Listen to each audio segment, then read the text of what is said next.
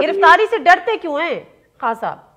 देखिए, मैं ये नहीं कहूँगा कि डरते हैं, ये जो अपना है, नहीं खान साहब डरते हैं। नहीं, वैसे देखे ना, जब होता है कि हाँ, गिरफ्तारी हो सकती है, जमान पार्क में आप लोग सबको जमा कर लेते हैं, क्यों? नहीं, वो इसलिए कि हम गिरफ्तारी अपने टर्म्स पे देंगे, हम हुकूमत की टर्म्स पे क्यों दें? और हुकूमत ने भी गिरफ्तार करना होगा जिस दिन, वो कर लेगी गिरफ्तार। अच्छा, वो तो एक इस वक्त देखे ना, अगर वैसे तो मैं तो समझता हूँ हुकूमत सही कर रही है।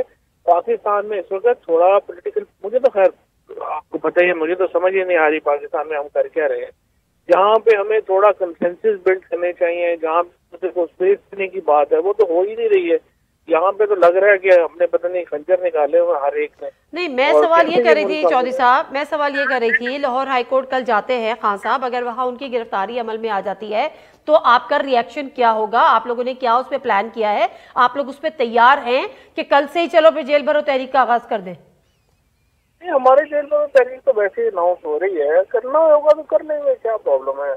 और गिरफ्तारियां पहले कौन सा कभी नहीं इन्होंने की, अभी भी जिस तरह केसेस बन रहे हैं आप देखें ना, अली साई, उस्मान डार, इनके ऊपर फिर फरोख हबीब, ये जो केसेस बनाई जा रहे हैं, तो ये नैब और एंटी करप्शन का कोई और काम ही नहीं रह गया। उनका सिर्फ ये काम है कि वो अपने सियासी मुखालफों के खिलाफ ढूंढ ढूंढ के मुकदमे बनाए, और जहाँ कोई मुकदमे नहीं मिले वहां पे बगावत के बना दें, जैसे मेरे पे हुआ है, शेख रशीद साहब के ऊपर शराब का बना दिया, जैसे टिपिकल घटिया हरकतें।